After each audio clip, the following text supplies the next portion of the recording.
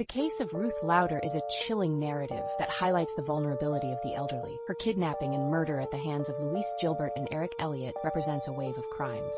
These crimes unfolded over a brief period, marking a tragedy for her community and the nation. The story begins in a quiet neighborhood in Ohio, where the frail Mrs. Lauder, 79 years old and battling cancer, lives alone. On the night of her abduction, her life, surrounded by family love, turns into a nightmare. When she hears noises in her kitchen, she assumes it is her granddaughter, but instead she encounters intruders.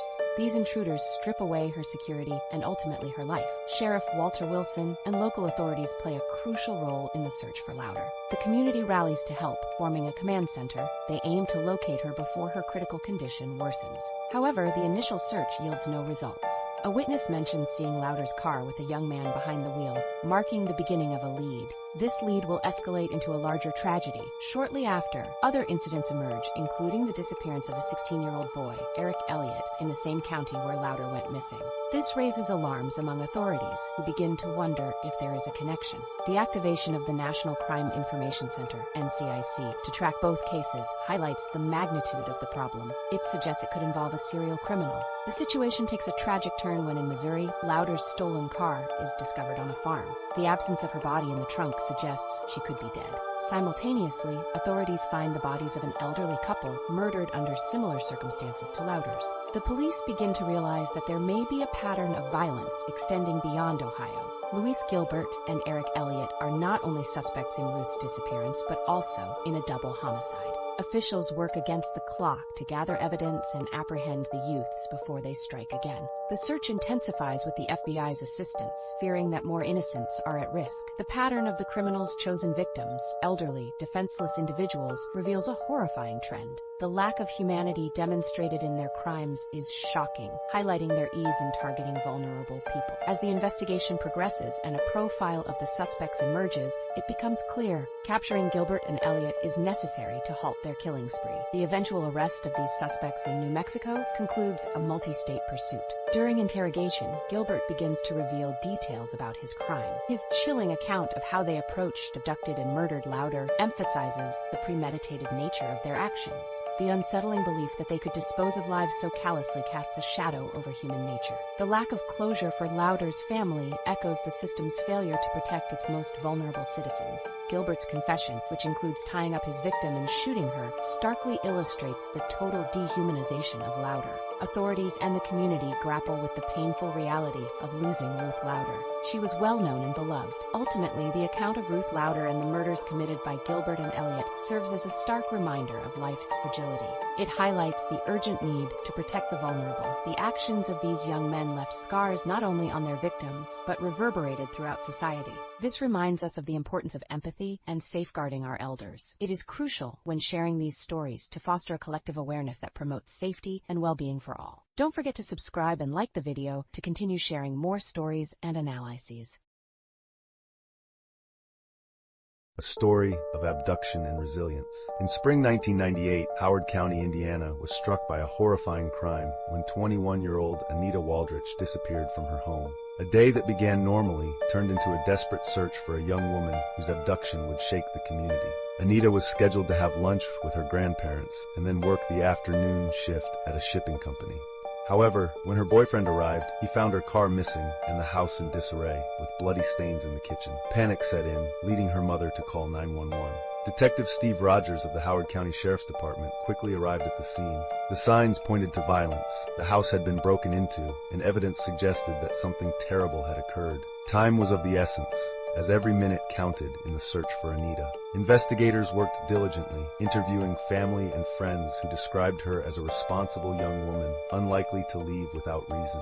As the investigation progressed, attention turned to Victor Steele, a man with a troubling past. Steele had a criminal record for sexual offenses and a previous kidnapping charge. Investigators learned he had recently moved to Wisconsin, raising concerns that he might be involved in Anita's abduction. The urgency to find any leads intensified as detectives retraced Anita's last known movements. Focusing on surveillance and community outreach, days turned into a week, and despite extensive searches and community support, hope began to dwindle. Yet, Detective Rogers and his team continued to believe that Anita was still alive. They monitored Steele's known locations and placed him under surveillance, hoping to gather evidence or leads on Anita's whereabouts. The break in the case came when Steele was stopped during a routine traffic stop. Authorities began questioning him about Anita, but he maintained that he knew nothing of her disappearance. This prompted investigators to obtain a search warrant for his residence. They hoped to find evidence tied to Anita's abduction. After gaining access to Steele's rental property, investigators discovered a locked cabinet secured with wooden panels. With great caution, they opened it, revealing that Anita was alive but in a state of shock after enduring 8 days in captivity. Her resilience over the ordeal was nothing short of remarkable. Showcasing her strength despite the trauma she had suffered, Anita relayed how Steele had attacked her, detailing the psychological manipulation he used to control her. Though she had faced unimaginable fear, her unwavering spirit brought her through the nightmare. After her rescue, Victor Steele was charged with multiple felonies, including kidnapping and sexual assault. He was sentenced to life imprisonment without parole, ensuring he could no longer harm another victim. Anita's story, however, transcended just survival. With immense support from family and the community, she began a journey of healing and empowerment. She expressed a desire to become a police officer, driven by the ambition to protect others from similar fates. Ultimately, the case of Anita Waldrich not only highlights the importance of community involvement and vigilance in times of crisis, but also illustrates the power of resilience in the face of horror. By subscribing to our channel and liking this video, you can help raise awareness about the realities many victims face, emphasizing the necessity for continuous support in the fight against such crimes. Anita's journey is a poignant reminder that even in darkness, the human spirit can prevail. The phenomenon of violence has been present in various communities throughout history. In the case of Alabama, in the mid-1990s, the city of Birmingham was engulfed in a series of brutal assaults. These assaults not only shocked the population, but also challenged local authorities. These crimes were marked by a disturbing pattern that left a legacy of fear and frustration. Here we will analyze the crimes of that time, the response of the authorities, and the nature of the killers. On May 18, 1996, a gas station customer found the body of a cashier who had been murdered in cold blood. The initial investigation pointed to a robbery, but the money remained on the premises, indicating that it had not been the primary motive for the crime. This senseless murder raised questions. Why would someone kill an employee who was simply doing their job? The answer became even more complicated when, 2 months later, another assault, this time on a pawn shop, left 2 fatalities.